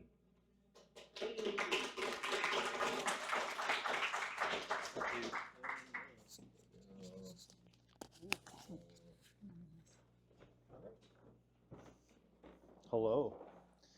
So I'm Dylan, this is May. We made Boyd Cats, and I'm really glad we made these slides 2 hours ago because I thought we were just gonna be showing our games. And, we're like, we'll throw some slides together, so it worked out. So this was our inspiration. I have done a lot of game stuff, but I haven't made a jam game in a long time, and I was like, you know, it's finally time. And May is a classically trained oil painter who's never done digital really in any meaningful way. And so this was like her first attempt doing not only games, but like basically digital art and animation all at once. And we originally were gonna do something about our cats. This is Ghost and Spooky, who are really cool. And we were sort of planning on doing something around that. And we're like, we'll make a game for the jam. And then when the theme came up, we're like, okay, we'll just double down on it. So yeah, that's kind of what we started with. lots of things that went well. Made it an incredible amount of art. I have a whole bunch of it to show you, just kind of like how much there was. I could not keep up like importing it. And we cut a ton of it, which is crazy for a jam. Like we probably used a third of what she produced, maybe half. It's my first time jamming in like 10 years, so I was pretty rusty a little bit, and kind of like catching up with some of the newer tools. And yeah, as I said, May's first time doing any sort of digital stuff. Yeah, anything you want to add? Sorry, I'm talking over here. Sure. Maybe. Oh wait. Yeah. So before earlier in the year, I was doing a lot of like pen, like pointillism drawings of cats, and I feel like I'd avoided a lot of anatomy, so I just drew so many cats and like anatomy of cats. And one day, Dylan brought home like a iPad with a pencil, and I tried stuff on Photoshop, but it always looked so bad. But that I finally got digital art. Like before then, I just didn't understand, but then I did. And I drew these pictures of the cats, and I liked them. And so I decided to do some arts with like the watercolor brush and the pencil brush, but I didn't realize they're kind of like see-through. So if you can see in some of it, well, I was crazy This is person. how many sprites. I did a lot. I was like, do a couple sprites Also, and try it out. I also didn't really think with like, there's like cartoon animation and then there's like video game animation, and they're different. So anyway, so we There's did a so lot much of that. art. So much art. But yeah, so there was a lot. Dylan was so patient. Demanding was the word that came to mind. Trying to do the sprite sheets. They were horribly named and all over the place, but we got some stuff together. And basically, it was just the cats and Dylan's apartment. I just drew everything I could see in it. Pretty much my living room, yeah. That's basically it, and that was... So it's pretty straightforward, yeah, in that sense. But yeah, there was like a wide array of art May was producing, and there wasn't really time to kind of like, you know, do too much with it. So I was sort of just like taking it all in and trying to like slam it together and make something. But yeah, it turned out really well, I thought. Some of the stuff, oh, this is like Unity stuff. I'll get into that after. So she did like a whole range of like, you know, right from like, this was actually like the first picture I felt where it was like, she did this and we're like, okay, this is like the vibe, like the spirit. It never made it into the game yet, but it's like the spiritual center of it.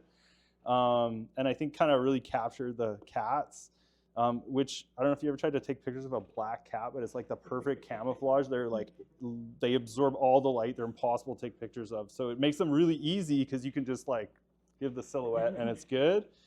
And yeah, like it's an extraordinary amount of animations. Like we ended up cutting most of it and I ended up kind of like chopping these together. But you can just see like the absolute like amount of animation did in like a day. So very impressive first effort. Yeah, and then kind of like moving into more of a sort of like line and fill model. Again, like I cut so like there was so much more even that we didn't get to with this, but she was able to do like a very quick kind of silhouette. And then we were using with the iPad, it worked out pretty good actually. Just like saving it to the Adobe Cloud, and then I could share it to my account and then just download it directly. And so we had like a pretty ad hoc, but it worked pretty good actually, pipeline. And you can kind of see there's like a real mix of stuff. So I was really trying to like find some places, but it really worked out well because like this one in the corner was just like perfect when I needed something like that. I had it and it really pulled together nicely. Yeah. Anything else? What do you think went well? Because I put all like nerdy stuff, like Unity What things. talk about that stuff? Too. Okay. Well, I'll talk about some of the things I thought worked really well. I really tried to like. One of the things I like to try to teach with Unity is like start with physics, and so I really tried to like reiterate that the cats move with physics. Everything in the world is physics based, and it makes it a little hard to get the movement down until you like really fine tune the drag and the force and stuff. But it really worked out in the end because a lot of my favorite features of it ended up being like things that directly were using the physics. So I have these hanging pictures, which were, I get into that a little later, but like just physics joints. Some of the stuff I thought worked really well. I was first time kind of using the Unity like newer sort of multiplayer controller co-op support, and like the last time I did this, which was a long time ago, it was like a month to write a framework to do this, and I was able to get like co-op multiplayer drop in like an hour. 2D lighting was easy, and just like some fun things of like how I set up the scoring system in the beginning to detect hits ended up kind of working well. We did some cool stuff with animation blending as well in the animator, which I'll kind of show a little bit. I don't know if the videos are really working here though. Is it a video? Is it a video? Is there a video? There is a video. Maybe? No, it's just fading in. I'm not sure if these videos are videos. No. I'm not sure if this is going to work. Sorry, guys. Things that went well. Yeah, not the videos. Anyway, you can download the game and see all the cool effects. But one of the things that worked really well was you're these little cats jumping around, and everything in the world's kind of physics-based. So we had these pictures hanging on the wall, and it's just like a physics joint, and anchored. Actually, yeah, this is not going to play. I thought it seemed too easy. Maybe if you exit presentation mode? Maybe, yeah. I don't know. I just dropped them in and embedded it. So, yeah, that's too bad. Oops. Yeah, I don't know. I don't know. We'll see. Is this going to work? It says there's an attachment. No. Anyway, this wasn't one of the things that worked. Oh, well, it was. Yeah, it did mention something about it was doing some fun processing, so that was probably what it did. Anyway, so the pictures have like where you would expect the nail to kind of be is where the physics joint was, and just kind of by accident I found out you could actually like jump on these pictures and they would sort of like rock back and forth in a realistic way, and kind of had a limit to how far it'd go. And then by setting like the brake force on that joint, if you like jumped on, you could kind of jump on it, but if you jumped on it hard, it would like take the picture down. And so that was really fun, and I reused that mechanic like for the pictures. There's a bunch of lights hanging, and you can kind of like jump and land on them, but if you jump far enough, it takes them down. So like just like these little interactions I thought worked out really good. Were really cheap and easy to implement. Here's another video of it not working. You can imagine how cool this would be though. And then it goes on to jump off a lamp. All these little objects too are like individual sort of wrapped physics objects and have the shape, and just all the different shapes and forms worked out really good. So we had one that was kind of like a big terracotta pot, and I just moved the collider down into it, and then you could like jump in the pot, which is like something my cats do all the time. I don't know if you guys have cats, but usually it's a cat crowd. Yeah, so we should have tested this out. We also had this like cool little catnip. So the point of the game was kind of like you start and then you get into the catnip and you become like turbocharged and sort of trash the house. So I have a really cool animation that you can imagine happening right now. But just stuff using like the Unity animator. I got a lot of mileage out of like, I tried to really use like built-in tools as much as possible. There's very little code actually in the entire game. It's a lot of like all these really like Unity events that call 10 things, which is great for a jam. It got a little hard to deal with after, but yeah, so just lots of stuff like the catnip, you know, spins a little animation and the cat plays a little animation and a little particle system happens, and all that is just like a Unity event calling all these things and triggering them, which I thought worked out really good because I didn't have to program it very much, and I was able to iterate super quick on the art. Yeah, that was already there. Probably none of this. Here's another video not working, so we should have tested this. Damn it. So if you can imagine the cat jumping in like a very realistic way, what I ended up doing though was using the blend tree, and rather like originally you saw May had all these like sort of dozens of like sequences of animations, and they looked really great individually, but they were very hard to kind of like cut between and do anything like interesting, because the cats were really like frenetic and jumping all over the place. And so what I ended up doing is just making like a whole bunch of, you can see my blend tree. Those of you who are not familiar with Unity animation tools, it's kind of like you can put an X, Y coordinate system, and then wherever you are with those two values, it like plays that clip. So I made a whole bunch of one frame clips, basically. If you can imagine this phone's my cat. And like as it jumped, I just fed the velocity directly into it. And so like if it was going straight up, it played the straight up animation. And then if it was going like this way, it would like play that clip. And then as it flattened out, it would flatten. And then as it fell down, and like it worked so good. It was really flexible. I wish we did that from the beginning. It would have saved May doing about 80 unnecessary frames of animation. So, you know, live and learn. Yeah, so some of those things worked really good. What didn't go well, I was like, we were making such good time on Saturday, and then Sunday morning I totally crashed out. I spent like 3 hours trying to fix a bug in the Unity multiplayer. So it took me an hour to implement and then 3 hours to implement properly, which just sounds about right.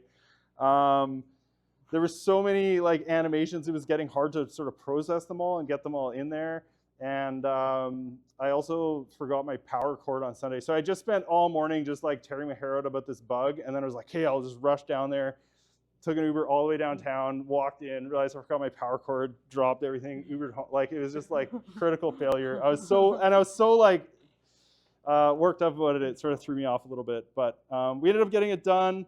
The only other one was I had a wave file. My brother did this like amazing, like so specific too. Like we were talking about music and he's like, is it like this or that? I was like, no, it's Motorhead meets this. I know 10 minutes here, I'm right over. And he just like came out with this amazing track. And then when I had it in the game, I tried it, it worked. And then when we played it for the demo, it's just like I'd put in the wave file instead of the MP3. It played on my computer.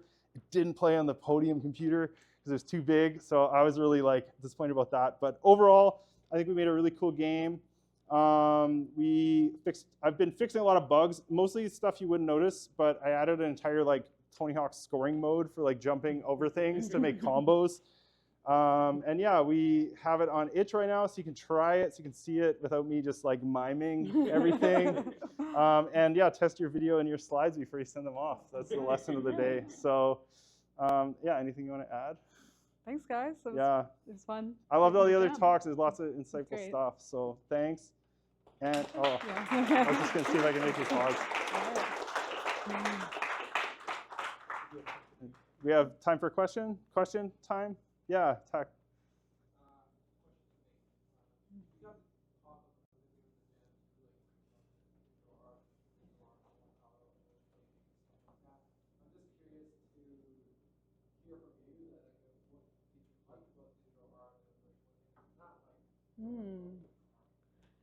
Yeah, I think in the past I'd only ever, I guess, try to do digital art like with a mouse or with like the Wacom, like that, where you're looking at it, and it just never felt right. It always looked kind of awkward. And then I think using like the iPad and the pencil, and then using stuff like the pencil or the watercolor brush, like it looked more traditional, I guess. But then started doing it, and I'm like, oh, it's so amazing. It's just like you can just like iterate it. You can change the size. I just felt so fast and good. And then I remember trying to draw on pencil again, and I felt like way shittier. Like, it definitely like made me feel like I'm a better artist than I am. Yeah. But it was really fun for that, and it's so cool. It's like animations, amazing, and to make a little world was really cool. Usually with paintings, right? It's one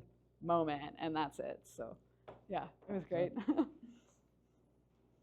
Yeah. I guess sort of with both this presentation and I guess what happened in the presentation itself, I assume a big lesson you learned is like testing stuff before. Oh. 100%. Yeah, my students in the crowd, everybody.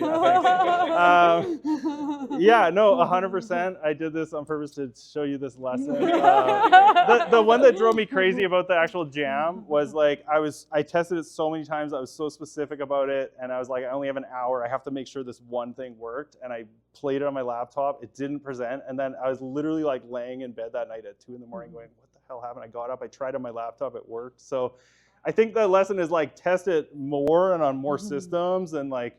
Yeah, and read Dan's email 2 weeks ago, so you're not doing your slides last minute. Yeah, 100%. Yeah, yeah. So lots of lessons there, but overall we're really happy with it, and I think we're sort of at a good spot where it's like it's done and you can play it and it's fun.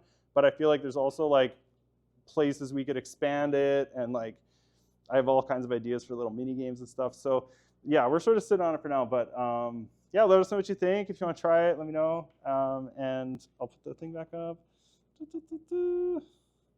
There, if you just search Void Cats, it should come up on itch.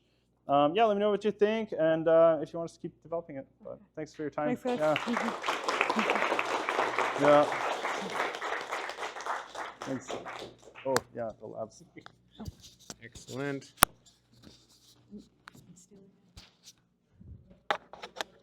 All right. Thank you so much, Dylan and May. And let's give a big round of applause again for everybody who presented tonight.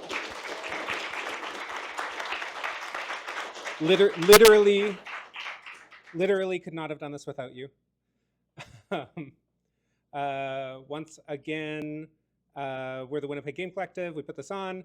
Thanks again to New Media Manitoba for hosting us and for letting us hang out here and do these cool presentations and share with everybody. Daniel Both has his hand raised. Where do I find that? In the Discord? I don't have Discord on this laptop. Is it in the drive? If I go here, will I find it? I can open Discord in a browser, but then I don't know if I want you all to see the.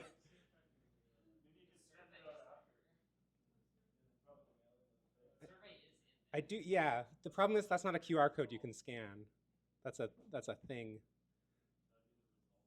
See, much like Dylan, we also didn't get our slides ready until half an hour before the thing. You're gonna put it in there right now. We have a post-event survey. We'd love if you could fill it out and tell us what you think about our level of preparedness for having a post-event survey. You just posted it. I'm gonna hit this refresh button. I'm gonna hit the refresh button again. I'm gonna see that there is a WGC Postmortem 2026 JPEG.